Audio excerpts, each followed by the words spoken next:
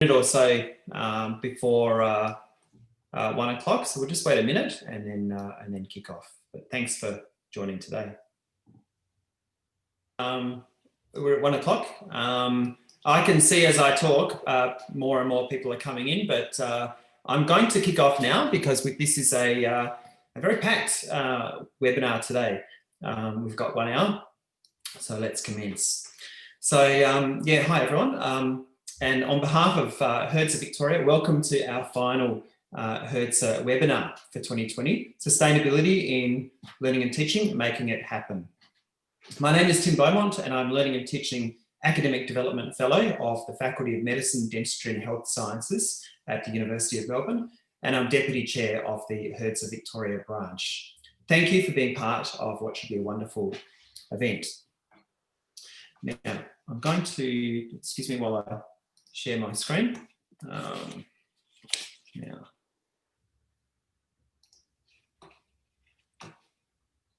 can you see my slides? It's a bit hard for me to tell. They just need to be in presenter mode. I mean, yeah. Slide. Yep. Got it. Excellent. Fantastic. Okay, great. Thank you. I'd really like to begin by paying my respects to and acknowledging the elders and descendants of the Wurundjeri people who have been and are custodians of the lands I'm speaking from here in Melbourne today. I acknowledge this land has been the place of age-old ceremonies of celebration, initiation and renewal, and that the local Aboriginal people continue to have a unique role in the life of these lands. I acknowledge the Indigenous and non-Indigenous participants today and the work of many of us here to support a greater enabling of embedding of Indigenous knowledges into our curricula and ultimately our society. And I note in this acknowledgement how fortunate we are here in Australia, for those of us who are here in Australia at the moment, noting that some are coming in from Hong Kong and England at the moment. I note how fortunate we are to have over 60,000 years of ongoing sustainability, knowledge and practice. Now, of course, 2020 was ushered in by devastating bushfires, and the images of these and the smell of the smoke, the awareness we had of the appalling impacts on flora, fauna, the economy, the society of country made vivid just how much we need to develop very different approaches in this country to sustainability. In a talk last month, centering largely on Indigenous approaches to fire, Associate Professor Michael Sean Fletcher spoke of how urgent it is for us to engage more deeply with our Indigenous peoples, knowledges and practices in the interest of sustainability of all things. Now, today's focus is on sustainability in a necessarily interconnected, holistic sense. Our three speakers, leaders in supporting sustainability, will speak of how a strong focus on sustainability is essential in higher education and of what can be done to make change happen. I'll briefly introduce the speakers now and then I'll hand right over to them. So we'll begin with a talk by Dr. Tahl Kestin, the Research Program Manager of the Monash Sustainable Development Institute. Tahl has led major projects on the embedding of the United Nations Sustainable Development Goals in universities. She currently coordinates the Monash Sustainable Development Institute Sustainable Development Program. Now, since joining the Monash Sustainable Development Institute in 2009, Tahl has been involved in a variety of projects and programs, including Climate Scientists Australia, Australian Bushfire Arson Prevention Initiative, and Indigenous Communities and Climate Change Program. Tahl's talk today is on sustainability with reference to the whole institution and the university sector. Now I'm going to interrupt and send a note to Julia. Julia, I forgot to press record, so if it's possible to record, I'd be grateful. Tahl's presentation is followed by a talk by Professor Kathryn Williams. And as a former member of the University of Melbourne Sustainability Executive, Kathryn has contributed to the University of Melbourne Sustainability Charter and Sustainability Plan 2017 to 2020. She's co-author of Education for Sustainable Development, which establishes a framework to guide sustainability teaching and learning at the University of Melbourne. Kathryn currently serves a Sustainability Fellow in the Faculty of Science of Melbourne, identifying pathways to embed sustainability values, knowledge and skills in science curricula. Kathryn will share what she has learned about how sustainability figures in science curricula and opportunities and challenges for doing this better. And then we then shift to a talk by Associate Professor Suri. Hirsch leads a team of academic and professional staff at Deakin that provides conceptual and practical support to enhance teaching and learning in the Faculty of Business and Law. Hirsch has conceptualised and is leading implementation of the Deakin Business School's strategy for implementing sustainability education in the curriculum. Hirsch led the curriculum theme on the PRME Champions Working Party that produced the PRME blueprint for SDG integration into curriculum, research and partnerships. Hirsch will speak today on practical approaches to support sustainable development goal integration within business disciplines, with particular reference to her work in the Deakin Business School. Now, a couple of words about housekeeping. This is a HERDSA webinar, but you can actually see it's a Zoom meeting. Now, microphones have been muted for the talk, at least for the three presentations which kick off the talk.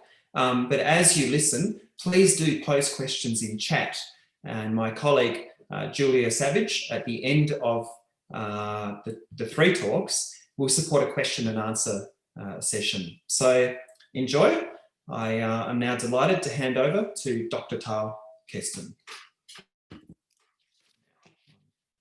Stop screen sharing. Thank you very much, Tim, and I'll share my screen. If I can find it. And Tim, I did hit record. Okay, thank you. That's great.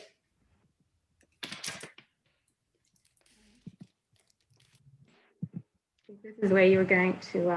I know I was going to chat fill about in the gaps. Well, my mind got stuck on the recording angle. But yes, all good. Great. Terrific. Thanks. all right. Well, hello everyone, and thank you, Tim, so much for the introduction. I would also like to acknowledge the traditional owners of the land on which I am particularly based on, which are the Wurundjeri lands in Victoria, and pay my respects to their elders, past, present and emerging.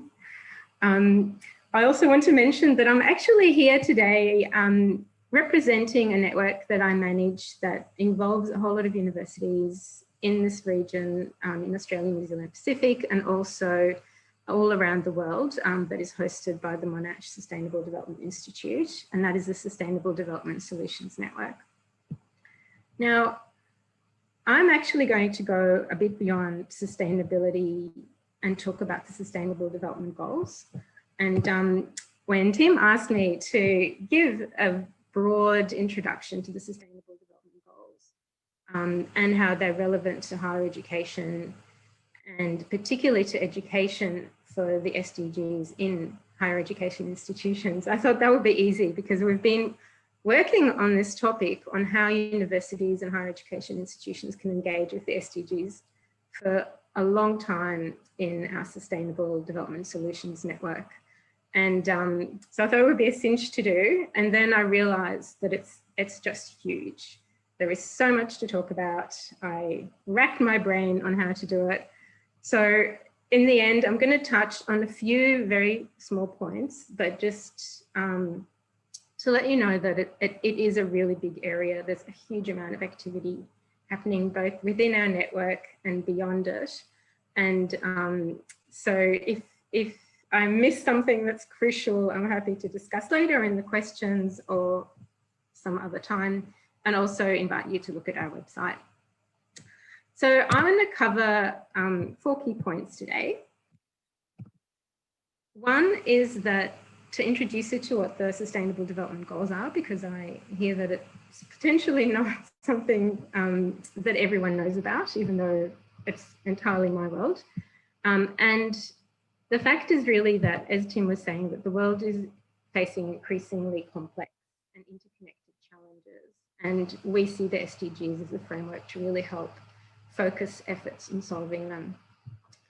The second point is that higher education institutions are really critical to the achievement of the SDGs, amongst other players, but as far as I'm concerned, we can't reach the SDGs, achieve the SDGs without them.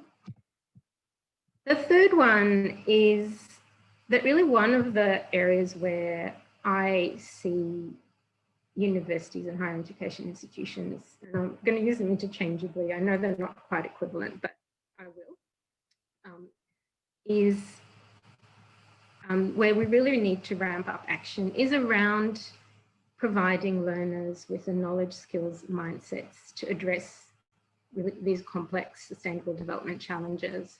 And this is something that's not really happening now, and I think has incredible potential to go forward. And the final point is that pretty much anyone can include aspects of education for the SDGs in what they do. Any educator can go and include it because it's such a broad and interesting agenda in what they're doing. But that if we really want to scale it up, we need institutional approaches. So I'll go through these 4 points very briefly, and then I'm going to put a bit of a plug into my the projects that my institute, the Sustainable Development Institute at Monash, is doing around education for the SDGs. And then we'll wrap that up. So firstly, what are the SDGs? If you haven't heard of them, they're a framework that was set up by the UN and approved by all member nations in 2015 to achieve social inclusion, environmental sustainability and economic prosperity by 2030. So it was felt that the world was heading in very dangerous directions, and we needed some goals to focus how we're going to try and address some of these. As you can see, sustainability, and often that's referred to environmental sustainability, is just one element of that. So what the goals really try to do is acknowledge how interconnected environment, society, and the economy are. So you need strengths in all of these to address the others. The other really interesting thing about this framework is that it's universal. So previously the UN really focused these kinds of goals on the needs of developing countries. But the Sustainable Development Goals are actually relevant to every country, every city, every organisation. And countrywide, no country has reached all of them. So in Australia, according to some of the indices, are in a pretty bad spot, like near 38 or something. So even Australia, which is one of the wealthiest countries in the world per capita, is not doing that well. The other really interesting thing about this framework is that it explicitly says that we need everyone to be involved. It's not just something that we wait for governments to solve. You need governments, you need businesses, and you need governments in all different levels, and you need academia very much. So it's a really inclusive framework, and amazingly, it's actually inspired a huge interest from all across the board around the world. You may not notice it so much in Australia, but in Europe, in developing countries, in Asia, in Africa, these goals are really becoming a key part of the way people talk about sustainability and the future. So they're really important and form a really good way of connecting different sectors together and really focusing where we want to go and efforts. And as Tim mentioned, they're actually also incredibly urgent. And I think after the 2020 has challenged us on so many different ways, a lot of these goals are actually going backwards. So climate change, we already knew was in a pretty dire place, but things like poverty, hunger, health, obviously, education, gender equality, et cetera, have all been really significantly affected by COVID-19. And so focusing our efforts to actually address them is really becoming very important. So how do higher education institutions contribute to the SDGs? Well, there's so many different ways that we can do it. Some of them are part of what we normally do, or what we hope we normally do, things like providing quality education, which is one of the SDGs, doing research on health, on gender, on the economy, engaging with our communities and showing leadership, and also through things like campus sustainability and campus social inclusion and things like that. So there's a huge number of ways that we're really important to contribute to the SDGs. And I have to say there's been a huge interest amongst universities in the SDGs. I reckon we are probably one of the most active sectors out there in terms of really thinking about what the SDGs mean for us and how we can do our bit to contribute. Now, one of those areas that is not really part of business as usual for universities is what we call education for the SDGs. And they kind of relate to one of the SDG targets called 4.7. And you may hear it, you may have heard it already, or you may hear it in the future, because there's a lot of focus on this particular SDG, because it's being acknowledged that even though education is one of the SDGs, education is fundamental to all of them. And one of the ways that it does that is by ability of learners to promote sustainable development and sustainable development thinking as encapsulated by the SDGs. So to what I interpret, to help the people that are coming to the university and the university engage with to contribute to solving the complex sustainable development challenges that the world is facing through whatever they do in their lives. So the SDGs recognise that and they call for all learners to do that. And so what does that actually mean for universities? So it actually means a lot of different things on how universities can promote education for the SDGs. And from what we've seen, there's a number of different elements of what it actually involves. And one is a general knowledge of sustainable development challenges, what sustainable development means, what the SDGs mean. So everyone who goes through higher education should, for example, understand climate change to a certain extent, or recognise that the world is suffering from a lot of inequality, or recognise issues around gender and discrimination and things like that. So this kind of general knowledge is important for anyone who gets through university. The other thing are cross-cutting skills and competencies. So it's also how you think of the world, and these are relevant to whatever you do in your life. Some of these skills and competencies include things like systems thinking, collaboration. There's a huge list of things like entrepreneurship, cultural sensitivity. I can give it to you another time, but there's a lot of these kinds of ways of thinking about the world that is proactive and I guess targeting how to solve these complex problems. Another thing is profession-specific knowledge and skills. So whether you're a teacher, whether you work in business, whether you're an engineer, whether you're a health professional, there are certain things and certain ways that you can contribute to solving these global challenges and the SDGs. If you're an engineer, you need to think about, for example, the environmental impacts of a project that you're involved with, or even further than that, how it might affect communities and social inclusion. So there's a lot of different, very specific to your profession kinds of skills that are important. And finally, it's also mindsets. So it's not enough to just know about things, but it's also important that you actually want to be involved and want to solve these problems. I might just check. I can see there's lots of chats.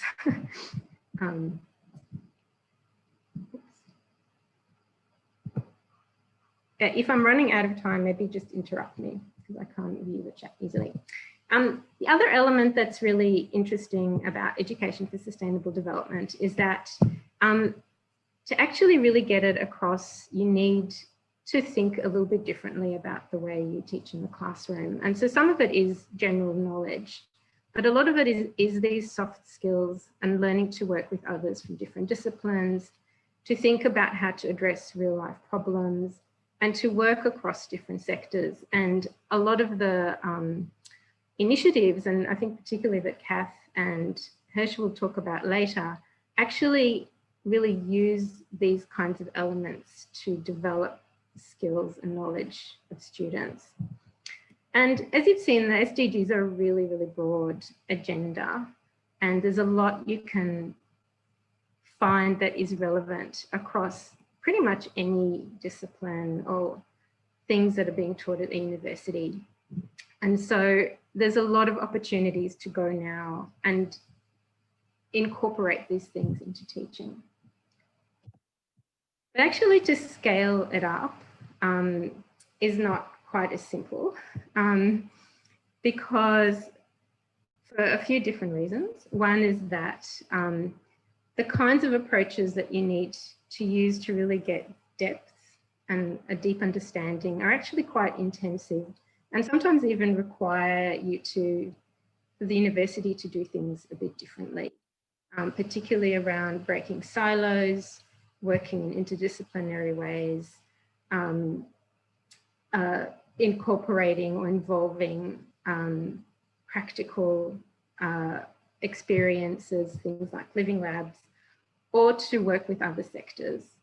And also, you really want to do it in a way that you make sure that every student actually gets the experience, and you do it while having efficient use of resources and expertise, because if everyone went and tried to do it on their own, it would be extremely inefficient. So, am I running out of time, Tim? I'm going to jump in to say we may need to shift over to Kathryn, but okay. Thank you. Right. Okay. Well, I just wanted to quickly say that I think the Monash Sustainable Development Institute, I have to give a plug, does really amazing things in this space. And if you have a chance, you should go and check out our website. And finally, a plug, because this is such an important area, and particularly thinking about institutional approaches is very important. We're really excited to be hosting a workshop with Prime, which Hersh will be mentioning, and the Australasian Campuses Towards Sustainability, on how we accelerate education for the SDGs in higher education institutions. And that's going to be in February, and you're all invited. So I'm going to finish there, and sorry I had to rush through some things, and I'll pass it on to Kat.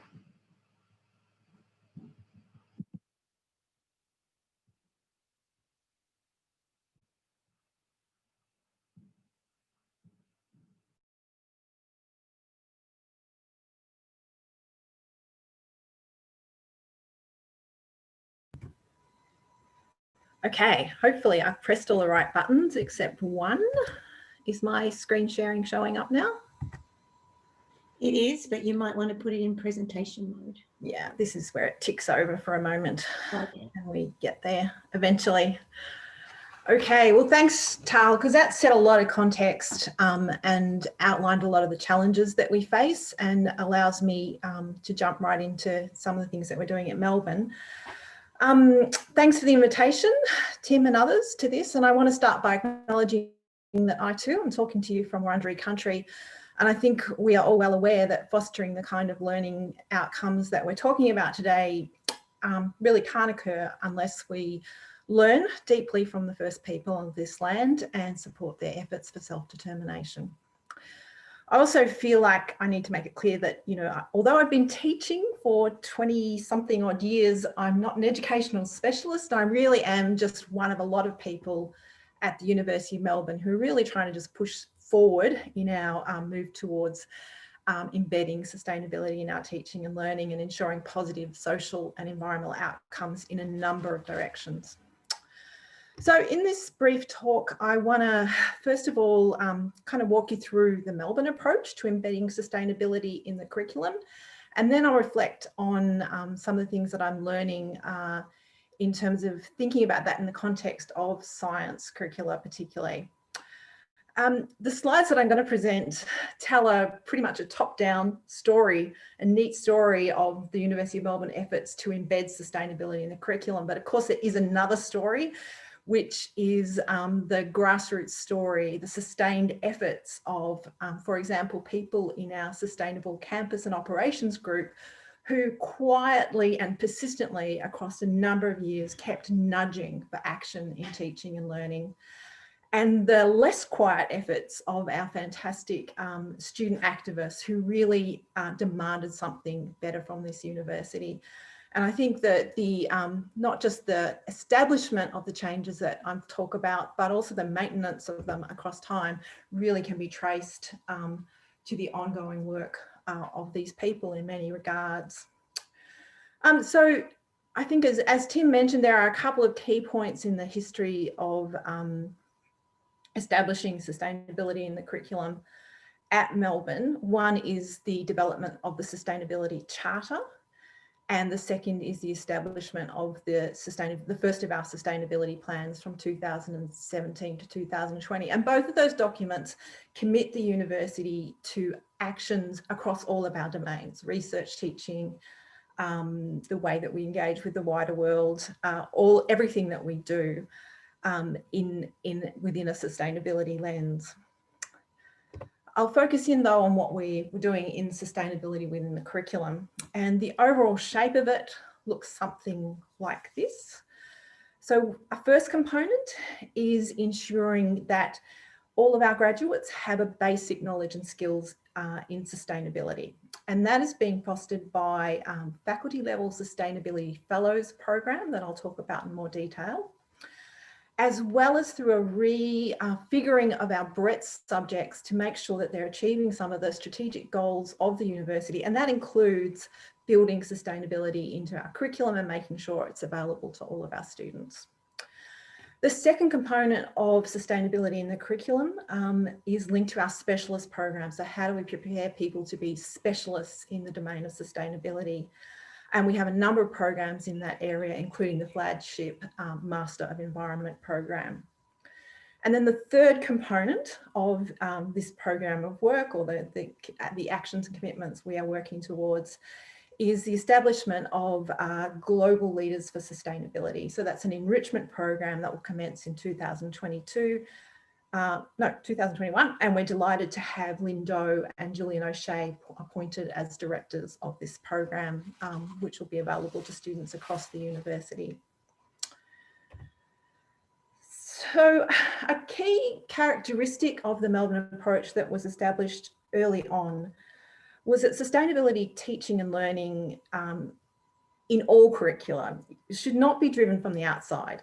It shouldn't be something that's imposed or added on as an extra, but it should be driven from within, within teaching and learning programs, with academics and students within those programs articulating how sustainability knowledge and values and skills matter within their major, within their profession, within their discipline.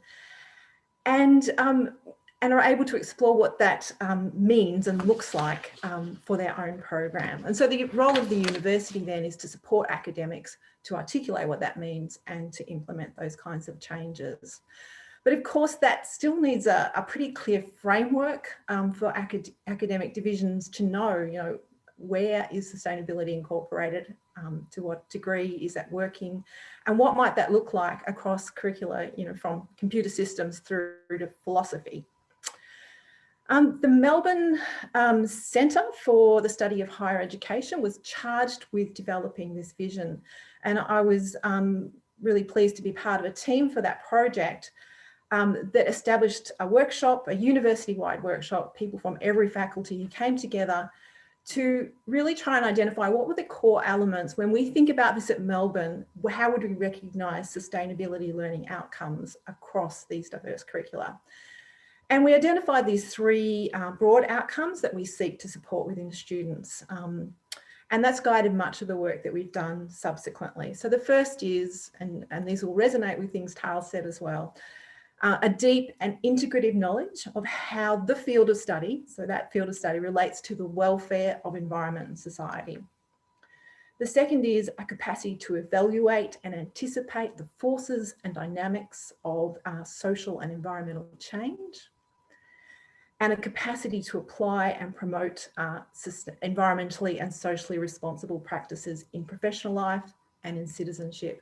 And we tried to articulate many ways that that could actually look in different kinds of curricula. I will mention just briefly that we do reference the Sustainable Development Goals within this program, but perhaps more in just one of the ways that Tahl talks about these acting as being a vision of the diversity of issues around sustainability, and as a way that people in any part of the university could connect to and see how it is important in their own teaching and profession. So focusing in on that one component where we're thinking about embedding sustainability knowledge, values, skills in the curriculum.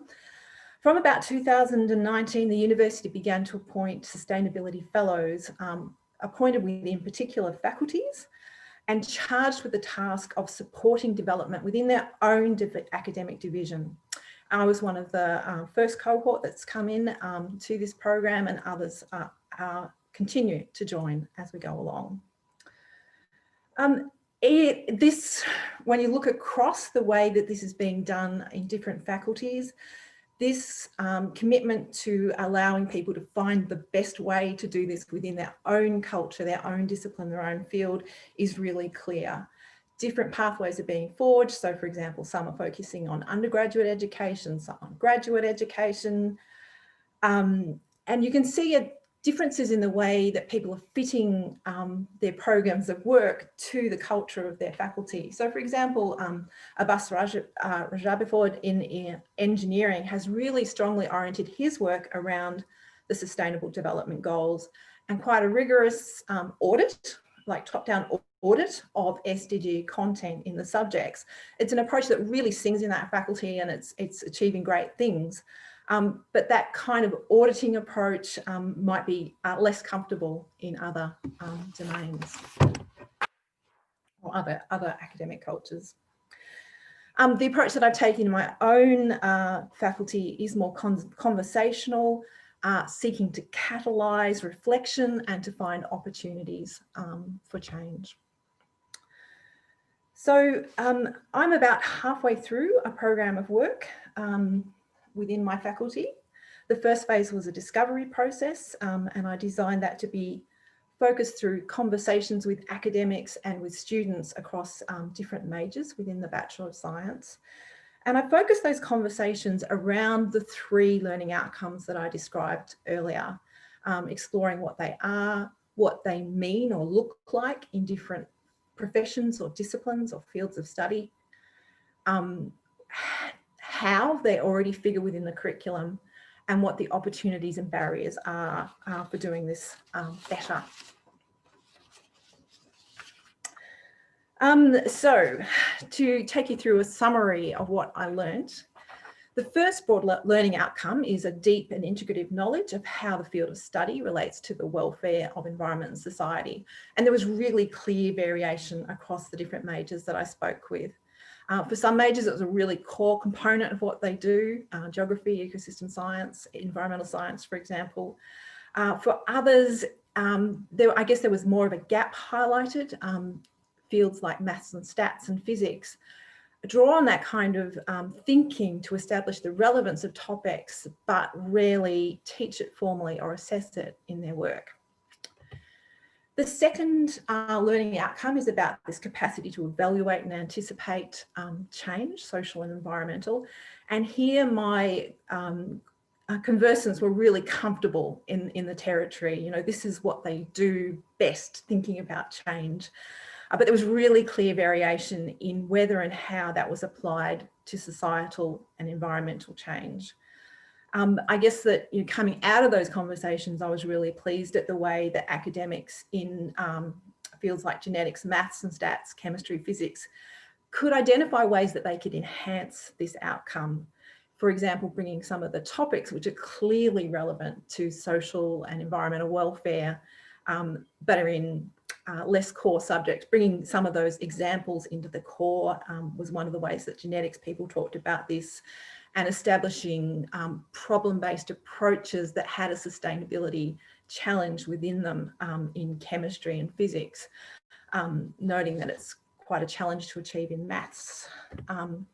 The third learning outcome relates to this capacity to apply and promote environmentally and socially responsible practices in professional life and in citizenship. And I guess this is where it comes together and where I perhaps learnt the most.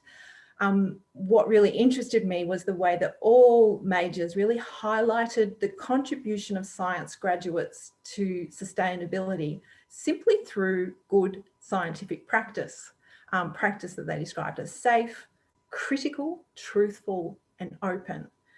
And why that might be seen as a general, you know, science matters claims, I was really encouraged by the very tangible examples they provided from their teaching material, showing how bringing those practices to science and policy and management decisions had been really important in dealing with issues like pollution and climate change. There are a range of other ways that this form of leadership was understood in different ways across majors. The conversations also pointed to a range of other factors that could enable or discourage sustainability teaching and learning in core curricula, and that's something that's been really helpful in thinking about how to design a program of change. So the last year has been about planning that program of change, somewhat hampered by events of the year. And I guess one of the most astonishing things for me is that the central element in our faculty for embedding sustainability knowledge and values in our curricula will be through a core and compulsory first year subject in the Bachelor of Science that'll start in 2022. I didn't think this was possible, but there you go. A window of opportunity arose because the university was thinking about what they were talking about as discovery subjects, subjects that are in that first year of learning that help students open up the breadth and opportunities in their field of study, establish academic skills and foundations, and start building a learning community. And that process that was occurring quite separately allowed me to work with faculty leaders to cast a vision of a subject that would adopt an interdisciplinary approach to investigate how science can be harnessed to make the world a better place. And those words are more or less in the subject description, by addressing the most significant challenges around climate change and sustainability. So we're planning that subject for delivery in 2022.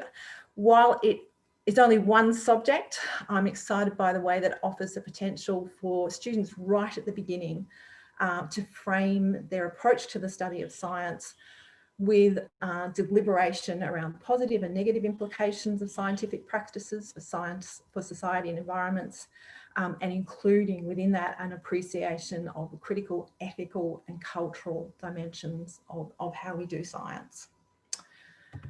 Beyond this, I'm also thinking about things like helping majors coordinators respond to this new subject in later subjects within their programs, thinking about how to create more opportunities to work on sustainability challenges within the curriculum, and promoting opportunities for experience-based learning. It'd be interesting to see what others think are the key principles that come out of this particular story from Melbourne. If I'm reflecting on that and concluding on that, I guess I'd say the things that I think have really mattered are bringing together this grassroots energy and pressure with a leadership from the top to make this happen. Emphasising the local approach, finding what matters and how this relates to fields and disciplines, and appreciating what sustainability means within programs, listening carefully to learn what that means, and looking for windows of opportunities for change. So I'll wrap up there, stop sharing, and hand over to Hirsch.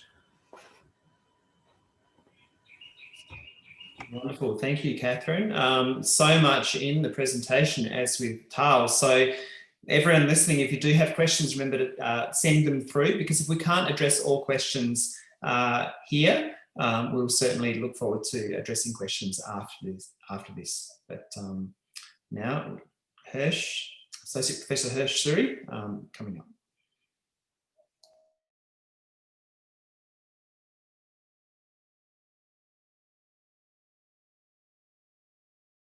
You haven't got your sound on, Harsh. Thank you, Julia. So thank you, Tim and Julia, for organizing this. And thanks, Tahl and Kathryn, for a great introduction. And a lot of the issues that you've said, I've also grappled at a personal level when I started trying to integrate sustainability issues into business curricula at Deakin Business School. So, you know, the whole notion of, I'll have my presentation in just 3 parts. So why integrate SDGs into curricula? Earlier this week, I was presenting at Australasian Business Ethics Network, and somebody asked me, why should we integrate SDGs into curricula? Because, you know, we've had millennial development goals before, and the sustainability agenda has been around for some time. So SDGs are relatively new. So why are they so important? The next thing is I'll talk about a PRME, Principles for Responsible Management Education blueprint. So PRME is an organization which has got largest number of universities as its members, and Australia and New Zealand chapter is really good because most of the Australian universities are PRME signatories. So it essentially is most business schools in Australian universities are a part of PRME. If you haven't met your PRME coordinator, please do go and say hello to them. They'll be able to guide you through things that they may have done before. So that's what we've done at Deakin as well. So when we were kind of developing our universities mapping, we did a lot of insights from what we had approached, the way we had approached it in Deakin Business School. And then I'll present, based on my own experience, a learner-centered holistic framework that based on published research, as well as my own experience of developing the strategy for Deakin Business School. So first of all, sustainability and an emphasis on sustainability in businesses is not new, especially after the global financial crisis. There was a lot of traction and there was a lot of recognition amongst business communities that, you know, businesses do need to consider triple bottom line. So not just consider the economic growth, but also consider, along with profit, we must consider people as well as we must consider the planet. But the problem is that often it remains as a rhetoric and it kind of becomes greenwashing rather than the reality or the depth with which people integrate it. So when I started my journey, I found that there was a perception that SDGs are peripheral to business education. There's already, the curriculum is so much crowded that it felt like adding more things on the shopping trolley. Current business practices often kind of, there was a sense that in the current business practices, profit is the main thing and people and planet are an afterthought. And this comes across very clearly in lots of discussions I've had with people from the business, that unless the planet and profit are an integral aspect of the business strategy, the add-on effect doesn't really work that well. And the same thing happens in education as well. So for example, if you look at our international accreditation body, so most Australian business schools aim for international accreditations like AACSB or the American one or the European EQUIS. And they have a lot of emphasis on ethics, responsibility, and sustainability. But as somebody said from a university, a professor who had come from another university said, "Oh, Harsh, it's just so easy. Ask a question on ERS in the exams in every subject." But then what do we really teach students? We're just teaching them how to talk the talk, not really how to walk the talk. So I really did want to think about how do we move beyond teaching what is politically correct things to say in relation to ethics, social responsibility, and sustainability, to actually thinking about how can we bring about a difference. In the literature and by the accreditation bodies, what's usually held as the gold standard is experiential learning.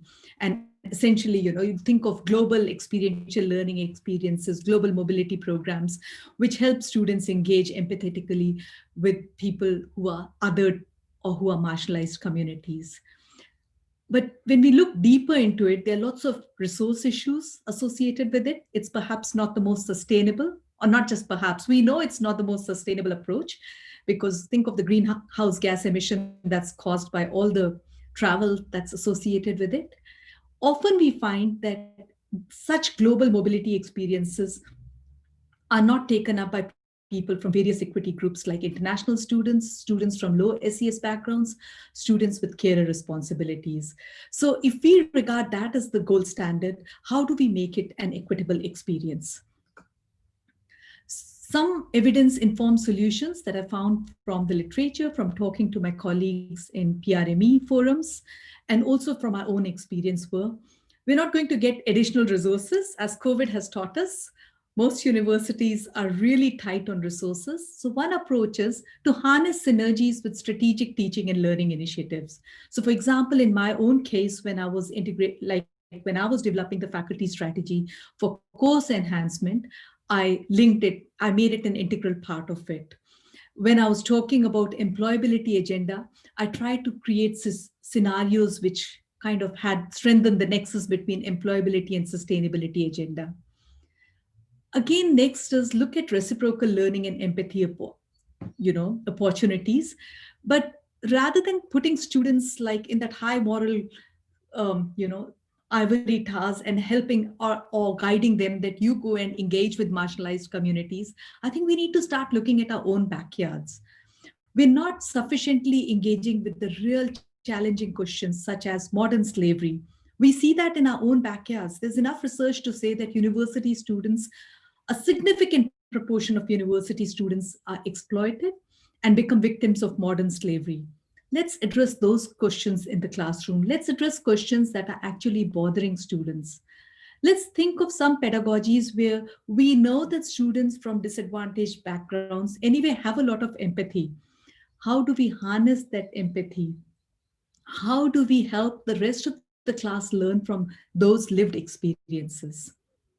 So the most important thing is, rather than teaching them how to do things, I think our students are coming with a lot of insights into these issues. What we need to start asking them to do is enhance critical reflexivity. So rather than adding on to the curriculum, something that Kathryn as well said, that we need to contextualize it within the curriculum. We need to have a nuanced approach, which is appropriate for every discipline and which would be different for every discipline. And we can't do it all in one core module. Yes, definitely we need to have dedicated modules or dedicated units or courses where they can be integrated and students can develop an in-depth understanding. But we need to start reviewing the curriculum of every unit to see what might be appropriate here. And so that subtle and nuanced approach is extremely important. The first question is, why sustainable development goals? In business education, what we are finding is that businesses have started taking them quite seriously. So PwC had done a study earlier, and they found that sustainable development goals have gained traction in the private sector, and most companies still lack the expertise. So they do like to report on, you can see that 62% companies mentioned SDGs, but only 37% of them had priority SDGs. So this is a global report done by PwC from 470 companies from 470 companies from 17 countries. But they found that they really didn't have a framework through which to evaluate what success looks like. So you would find that, the top 3 reported indicators were the ones that traditionally anyway companies would report on: representation of women in management positions, or greenhouse gas emissions, or energy efficiency. But some of the tricky ones seldom got reported, such as top earner income relative to the median compensation for all employees per country, or percentage of workers that earn an amount equal or above living wage average score.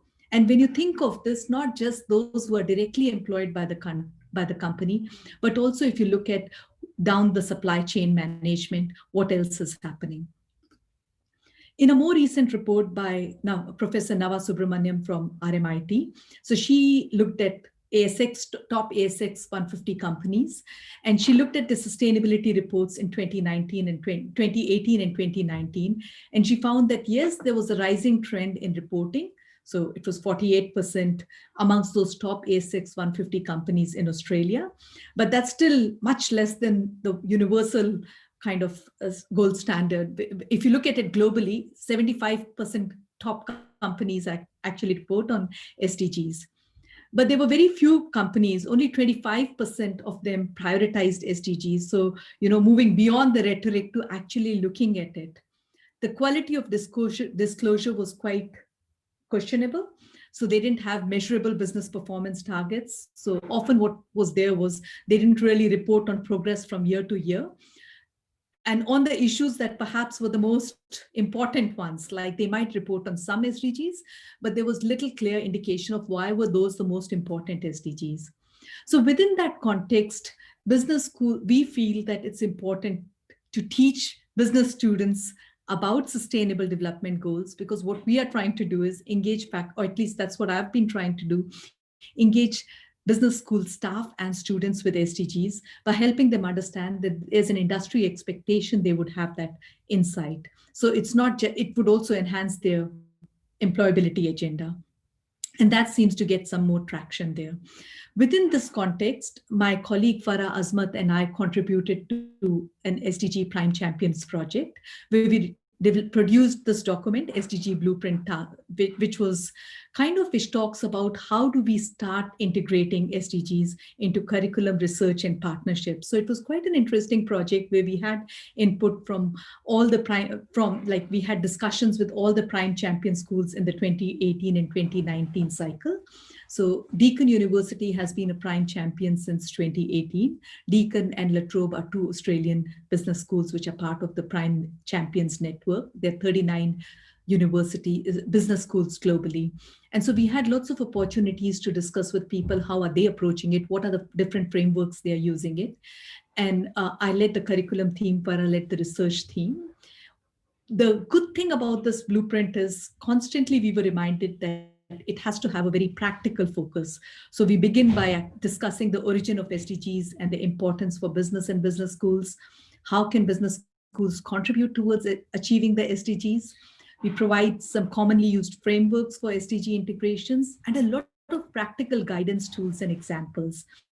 So the next step for it would be in this cycle, that was 2020-2021 cycle, the Prime Champions are getting together to develop a good practice repository. So if you have good examples, once we reach that next stage, it would be good if you can share examples of good practice as well. The strategic journey, in an ideal world, we would like SDG integration to have commitment on all different levels. And that's something that Kathryn has also said, that you want individual academics who are passionate about it. We need at the departmental level, departmental heads should feel that it is important, but also at the senior executive level, because it doesn't just happen on its own. There are lots of resources that have to be allocated. And so how do we make sure that it happens from, it's kind of an integral aspect of the business school strategy, also must kind of consider what are the resources that can be allocated to it. In a systematic process to achieve SDGs, we first need to start with the mapping activity, understanding where we are, defining priorities and setting goals. So we can't do it all at the same time, but perhaps understanding the temporal nature of it. Once we understand where we are, where is it that we can make the most significant impact or most efficient impact? Then at the next stage, we start looking at how do we deepen it or broaden the engagement with SDGs. And yes, UN is pretty big on communicating and continuous improvement, but what's important is that it's not seen as a once-off thing, because often we see a lot of mapping is done as a once-off, but mapping should become the initial point to stimulate further discussions. So in terms of, the mapping could actually have at all levels, and I'm conscious of time, so I'll race through it. The SDG also includes, the SDG blueprint includes discussion on whether we should have a single course or dispersed throughout the program, single discipline or interdisciplinary approaches. So what are the pros and cons of integrating it in different ways? And now I might actually check, I don't know if I have time to go through the framework. So perhaps I might check, do we have time? Possibly a little short of time, Hirsch. Yeah, so I might stop at this point then. And if there are examples that we can, or I might just tell, yeah, maybe at this point I'll stop. And if there are any further questions, you're more than welcome to discuss it further and we can have a conversation later. Lovely. Thank you so much, Hirsch. And thank you all the speakers. We've got a little bit of time. Probably if you posted a question now, we might have time to ask it. I do have a question, and my question is to the three of you, and we perhaps answer it in sequence, that I'm so impressed with the passion of all three of you talking about how to embed it at faculty level and a discipline level and even interdisciplinary. And it came to me that I suddenly wanted to ask, do your Vice Chancellors talk about SDGs? Perhaps, Tahl, could you answer that one first? Sure, happy to.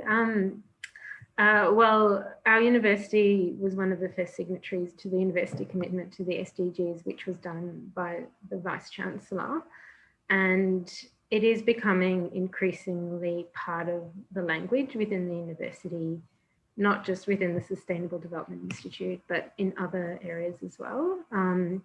And I guess the other thing that has been quite a big driver in this area has been the Times Higher Education Impact Rankings, which I don't know if many people are familiar with, but they basically try to measure how universities contribute to specifically the Sustainable Development Goals. And that has created quite a bit of conversation within universities as well. Thank you. And Kathryn?